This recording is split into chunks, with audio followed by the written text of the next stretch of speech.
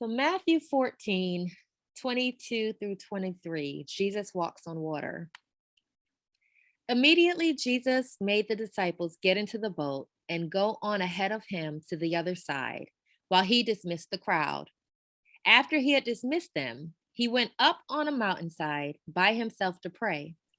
Later that night, he was there alone, and the boat was already a considerable distance from land, buffeted by the waves because the wind was against it.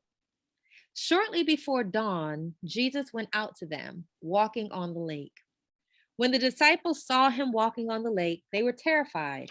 It's a ghost, they said, and cried out in fear. Lord, if it's you. Well, before Peter said this, Jesus immediately said to them, take courage, it is I. Don't be afraid. To that, Peter replied, Lord, if it's you, tell me to come to you on the water. Come, he said. Then Peter got down out of the boat, walked on the water, and came toward Jesus. But when he saw the wind, he was afraid and beginning to sink, cried out, Lord, save me. Immediately, Jesus reached out his hand and caught him. You of little faith, he said, why did you doubt? And when they climbed into the boat, the wind died down.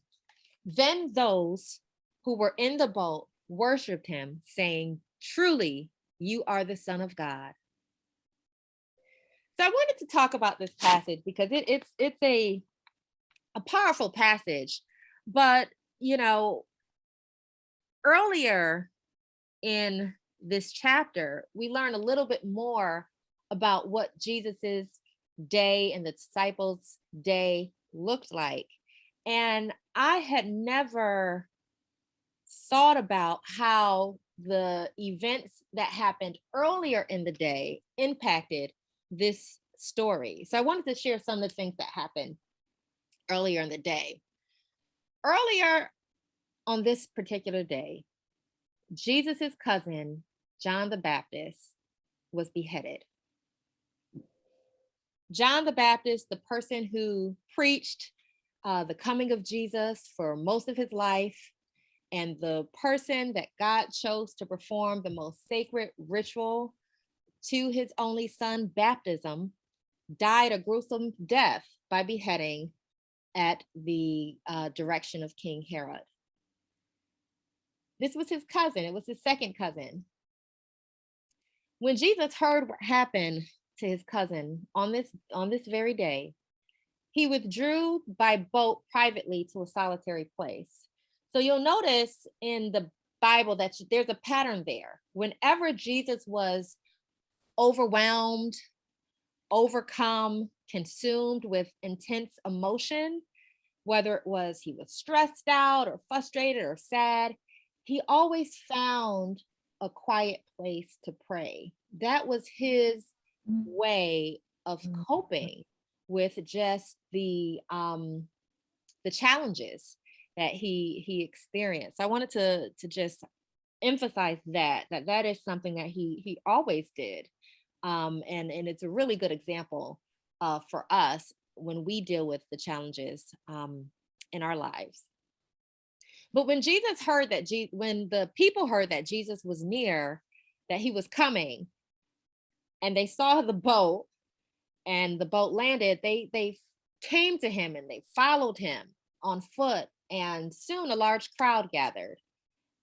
And when Jesus saw the large crowd gather, even though he was overwhelmed with emotion and he was grieving, he was sad, he was hurt, his cousin whom he loved had just died, and he received that word, he still had compassion on them and healed them. So he spent the day with this crowd. And you're probably familiar with what happened next. It was getting late and the crowd was hungry, but they were in a remote place. They were away from the town, and there was no food to eat except for 5 loaves of bread and 2 fish. So the disciples told Jesus to send the crowd away, but we know the story. He did not do that. Instead, he performed one of the greatest miracles of all time. He directed the people to sit down on the grass, prayed over the 5 loaves and the 2 fish and then fed more than 5,000 people with it. And this all happened during one of the most painful times in Jesus's life, where he was grieving. He had just received news that day, or he received news that day that his cousin John the Baptist died. So I wanted to share that just so that we all have some context about what happened right before uh, Jesus walks on water. This story, this very, very popular story. So here we are. Jesus is grieving, but he's still compassionate, and he's still showing his love and his father's love through healing the sick and feeding the hungry. But after the crowd dispersed, Jesus tried again to get some quiet. He tried to get into a place where he can really spend some time with God. So he dismissed the crowd, and then he went up to a mountainside by himself again to pray. And later that night, while he was there alone and the boat was already had already taken off, and Jesus knew that it was a storm, um he still stayed where he was, and he still made that time to really worship and talk to God, seek God's face, and to help him deal with just the weight that he was carrying, the hurt that he was feeling because of the loss of his cousin and dear friend even. So, we all know that Jesus knew that it was a storm. And he still instructed the disciples to go out and sail. And hours had passed, several hours. We're told that shortly before dawn, Jesus went out to them. And even though they just saw, hours before, they just saw Jesus perform this great miracle and feed over 5,000 people with 5 loaves and 2 fish, they still could not reconcile what they were seeing when they saw Jesus walking on the lake. And they were scared. They were scared. I mean, they were scared, although they just saw how Jesus, defeated the laws of physics and, performed this great miracle. So Jesus calms them and says, "Hey, take courage. It's me. Don't be don't be afraid." And I thought it's interesting that Peter, and we all know the relationship with Peter and Jesus, that Peter was the one to challenge Jesus, right? So, you know, they were scared. Jesus reassures them that it's him, and he says there's no need to be afraid. And Peter challenges him and says, "Well, Lord, if it's you, tell me to come on the water," which he does, and Peter does it. So Peter is walking towards Jesus, and we know that, when he sees what's really going around him, what's happening around him, that he gets afraid, he gets scared, and he looks away from Jesus, and he begins to sink, and then cries out, "Lord, save me." Now, Jesus does address Peter's doubt, and he says, "You of little faith, why did you doubt?"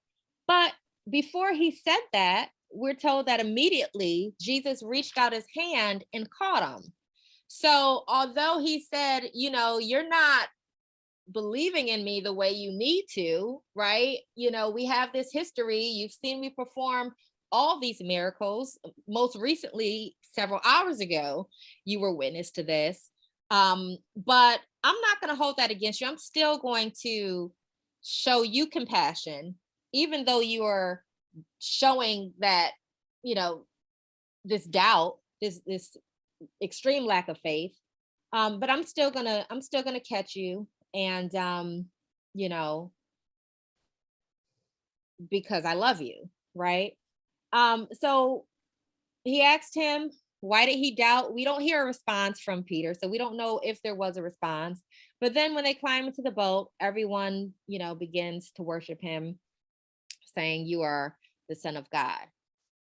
This chapter um makes me think of three things, or three things really stood out to me. The first is Jesus's compassion for others despite his own pain. Mm. We see that with the miracle that he performed with the 5 loaves and the 2 fish the same day, and we see him in his humanity trying to get to a space where he can deal with his own pain, you know and even though he's holding so much, he still shows so much compassion for other people. The second thing that I thought was really interesting, and it made me think about my own life, is just the disciples' lack of faith. You know, Even though Jesus performs that miracle, that great miracle hours before, how many times does God do things for us? I mean, in recent memory, but we still don't believe that he'll do it again. Mhm. And then the third thing is Jesus's grace even when we fail him. Jesus is hurting. He's grieving. He's trying to get some time to deal with what he has going on. Hasn't been able to find to find it because, um he's being compassionate to those who are around him and really putting their needs above his. And then he has to deal with his closest friends, his confidants, those who have really been in the struggle with him, walked with him, doubt him, but he still extends this grace. And we see it with Peter and how he treated Peter, and how even before he addressed the doubt, he extended grace and God's love to Peter. So I just wanted to, open it up and ask you all, what are your thoughts on that? How are we like Jesus? How are we like the disciples in this story? What ways? And this is just, I'm gonna pause the recording so we can have a conversation about it.